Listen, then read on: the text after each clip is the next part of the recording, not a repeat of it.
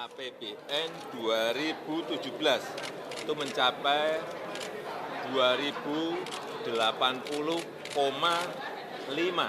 triliun yang ada di kementerian dan lembaga dan juga ditransfer ke daerah. Pesan saya, satu, jangan ada yang dikorupsi Rp1 pun dari APBN kita untuk 2017. Karena ini duit gede banget.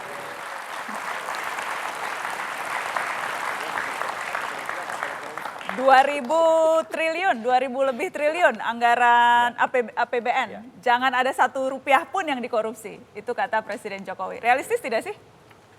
Ya, kurang realistis menurut saya. Kurang realistis. Takut disalahpahami pula apa yang disampaikan Presiden. Apa misalnya? Ya nggak boleh dikorupsi Rp1. Kira-kira begitu. Lebih dari itu boleh begitu boleh ya? dari itu. Jadi menurut saya memang harus ada pembenahan sistem. Jadi kalau tadi kita bicara pungli misalnya, itu kan dalam rangka untuk memulihkan kepercayaan publik terhadap penyelenggaraan negara kan. Dan itu memang membentuk saber itu, iya, sapu bersih. Iya, itu sesuatu inisiatif yang harus kita hargai, kita apresiasi. Akan efektif? Menurut saya memang itu akan memberikan apa ya istilahnya seperti tadi OTT juga itu ya mirip-mirip OTT ya, itu akan memberikan dampak kepada masyarakat maupun penyelenggara negara. Dan saya sudah rasakan juga ada perubahan Pak Cahyo dalam pelayanan publik di tingkat kelurahan. Ya, dan di situ ada spanduk-spanduk, ada poster yang mengingatkan warga untuk tidak memberikan apapun kepada petugas. Dan juga petugas saya lihat pelayanan juga bagus. Jadi memang benar-benar saya lihat sudah perubahan. Di mana ini? Di kelurahan tempat tinggal saya. Di Jakarta? Ya, di Jakarta. Jadi saya lihat memang sudah banyak perubahan. Dan karena itu memang tim Satgas soal pungli ini memang harus kita apresiasi. Tapi jangan sampai kemudian menjadi satu gerakan yang instan gitu loh. Ya, instan. Jadi sikit-sikit kita instan. Bentuk tim ini, bentuk tim itu dan sebagainya. Tapi nggak pernah selesai. Tidak tahu kita bagaimana mendanainya. Sama seperti misalnya ketika Presiden mendengar keluhan para kepala daerah bahwa mereka takut dikriminalkan oleh aparat penegak hukum sehingga kemudian penyerapan anggaran menjadi berkurang. Akhirnya kemudian Presiden meminta kepada Jaksa Agung membentuk TP4 ya, kemudian di daerah TPD, T4D. Tapi dari mana anggaran ya? Dari mana jaksa itu kemudian mengawasi itu, merencanakan dan sebagainya.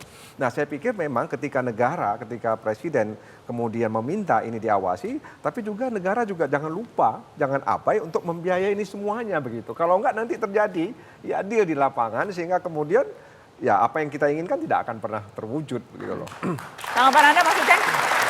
Iya, yang paling pertama kan pungli ini bukan hal yang sepele. Pungli ini punya tipologi yang berbeda-beda nih. Pungli di wilayah Kementerian Perhubungan, wilayah Kemendagri, itu berbeda-beda.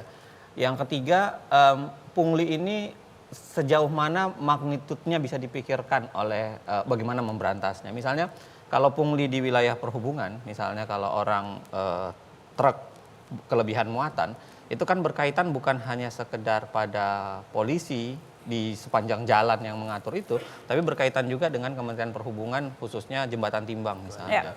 Berkaitan pula dengan pengusaha yang punya pragmatisme untuk mengatakan masukin aja barangnya ke dalam satu truk, jalankan gitu. Jadi ada banyak nih. Nah, yang ketiga memang harus dipikirkan resepnya, yang itu yang saya bilang tadi, tipologinya harus dipikirkan dengan detail dan resepnya barangkali tidak bisa keluar dalam satu resep tunggal yang bisa dipakai untuk semua sektor. Bayangan saya misalnya kalau kita berpikir untuk menyapu bersih pungli di wilayah pelayanan publik, lamanya pelayanan publik, maka misalnya memikirkan model fast track, gitu. Model cepat yang membayar lebih. Itu menarik, tapi isunya nanti akan berubah menjadi isu ketidaksamaan perlakuan antara orang yang punya uang dengan yang tidak punya uang. Nah, yang begini-begini memang harus dipikirkan karena memberantas pungli, bayangan saya itu seperti menarik rambut dalam tumpukan tepung. Ditariknya memang harus berhati-hati karena kalau enggak yang terserak malah tepungnya. Artinya Cuma kalau kita bicara korupsi dalam skala yang paling real, yang paling dirasakan masyarakat, ini kan salah satu bentuknya kan Pak Agus. Ini salah satu hal yang memang kemudian sangat berdampak pada kita sehari-hari apapun yang kita lakukan. Makanya bergantung betul dengan cara kerja tim saber pungli, ya. Persis dalam kapasitasnya sampai dia mau menyelesaikan apa. Apakah saber pungli hanya bersifat mengumpulkan, ataukah kemudian dia sampai menganalisis, sampai dia keluar dengan resep. Yang bayangan saya resepnya KPK aja sering dicuekin, apalagi kalau resepnya Saber Pungli gitu. Nah, kita tidak perlu a priori tentu saja, tapi maksud saya ini catatan buat negara. Jadi kalau dia mau keluar dengan perbaikan di proses pungli, ya harus dijalankan tuh resep-resep perbaikannya. Dan resepnya pun jangan resep tunggal, karena bayangan saya semua sektor pungli itu ada spesifikasinya masing-masing. Yang jelas ada satu resep mungkin yang baru dikeluarkan KPK, ini menarik, KPK baru mengeluarkan aplikasi mobile berbasis Android, namanya Jaga.